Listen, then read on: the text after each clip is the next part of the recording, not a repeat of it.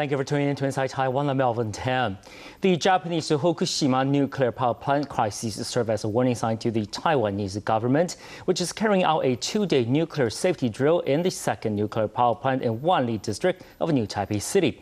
The exercise presumed the magnitude 8 earthquake, simulating the worst-case scenario of a total power outage at the plant and the rapid temperature rise of the reactor.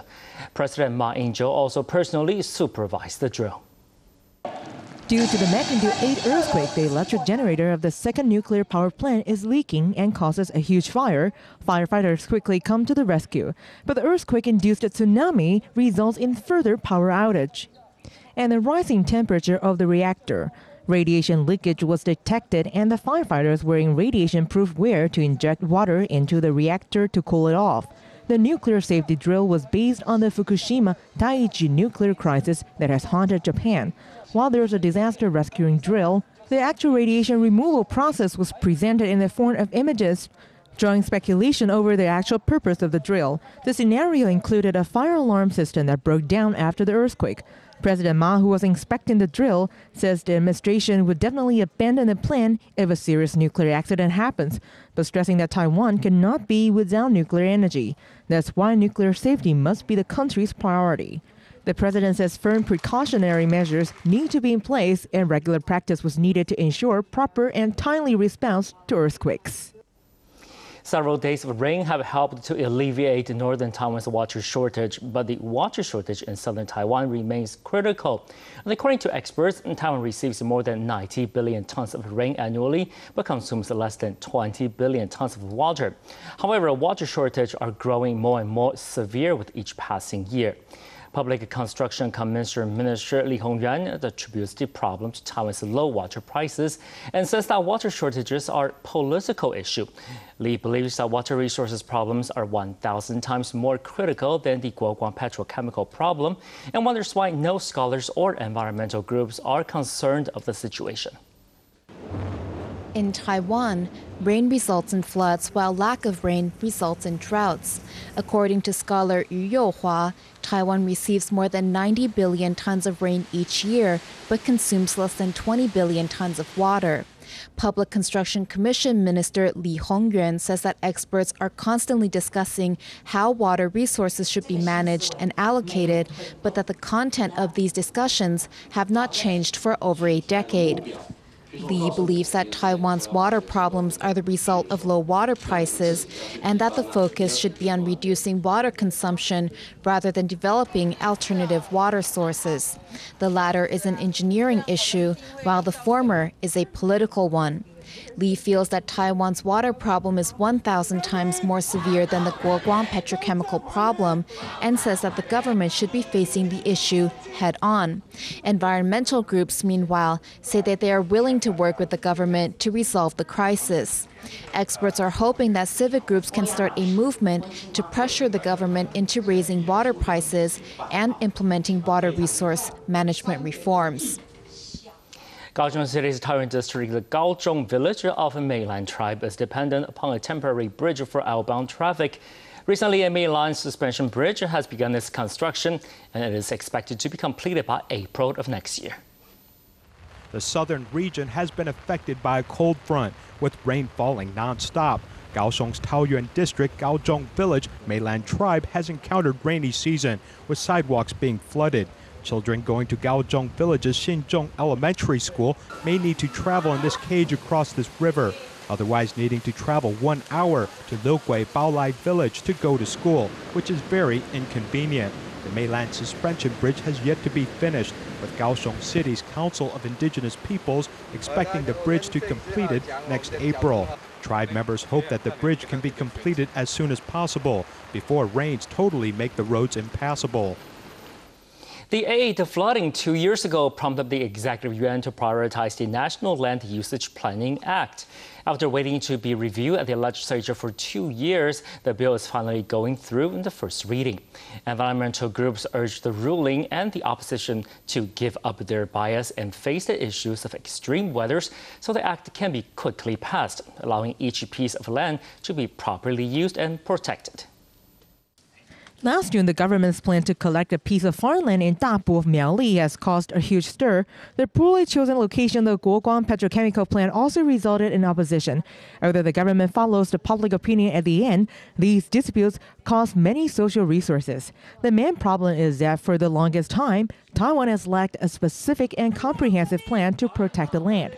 Before the National Land Use Planning Act was to be reviewed, environmental groups urged the ruling and the opposition to put serious effort in the case.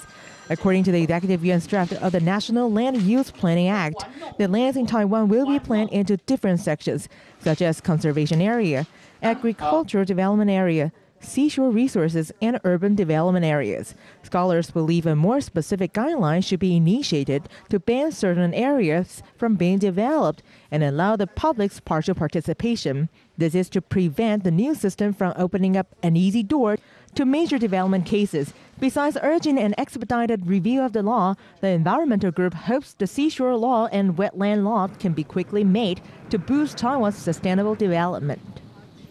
In order to show its commitment to judicial reform, the Ministry of Justice revealed a list of judicial officials with questionable ethics.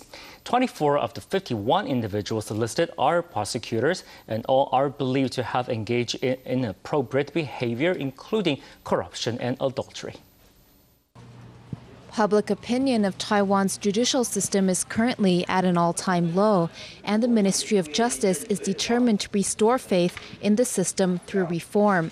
At a press conference on Tuesday, MOJ officials revealed for the first time a list of 51 judicial officials suspected of questionable ethics.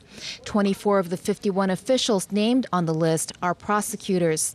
When asked which local district prosecutor's office had the highest number of officials on the list, Justice Minister Zhen Yongfu said that the ministry's investigations were not yet complete and that names could not be revealed. During the press conference, the MOJ also revealed that 7 prosecutors had been censured since 2005 for improper attitudes. To prevent corruption and bribery, the ministry is also pushing for the legislation of bribery prevention articles and amendments to property crimes of unknown origin regulations. The long working hours of medical staff and pressure have resulted in a shortage of nurses. And to alleviate the problems, the new Taipei City Hospital is now taking an initiative by giving its nurses a pay raise up to 5% starting this month. 30-something Good has been a nurse for 13 years. Although the job is pretty exhausting, she has a passion of taking care of others. According to the statistics of National Union of Nurses Associations, usually nurses work on 3 shifts. For 9 nurses, they're taking care of 16 to 30 patients on the average, 3 to 6 times the workload of developed countries. That's why the workload of nurses is overwhelming. With an unstable daily routine, the turnover rate is escalating. To alleviate the problem, the new Taipei City Hospital is going to give nurses 5% pay raise each month starting in May. For a nurse making slightly over 30,000 NT dollars per month, each month the pay raise is about 1,700 NT dollars. Nurses in the ER or operation room or ICU will get additional 5%, about 2,000 NT dollars. The hospital also offers a cash reward system to keep nurses around with benefits such as dormitory and night shift stipend, as part of the program to help recruit excellent medical staff and improve medical service quality. The Taipei City government is working with the Wang Yue Lan Foundation to help youths leave poverty behind. Youths between the age of 18 and 20 of low-income families registered in Taipei City are eligible for the program, which will help account holders save up to 200,000 NT dollars in 3 years. Grace THW Group Chairman Winston Wang recently donated more than 7 million NT on behalf of the Wang Yue Lan Foundation to assist the Taipei City government in ending youth poverty. The program will benefit 100 youths between the ages of 18 and 20 from low-income families registered in Taipei. The more the youths save, the more they receive in subsidies. If a participant saves the minimum and maximum 1,000 NT and 3,000 NT per month, they will have 72,000 NT and 200,000 NT respectively at the end of 3 years. During this period, they also undergo public service training courses. Many who have taken part in the program in the past say that it is difficult to save 1,000 NT per month, but that receiving the amount in full at the end of 3 years provides them with the resources to take classes, start their own businesses, or undertake other endeavors that help them leave poverty behind.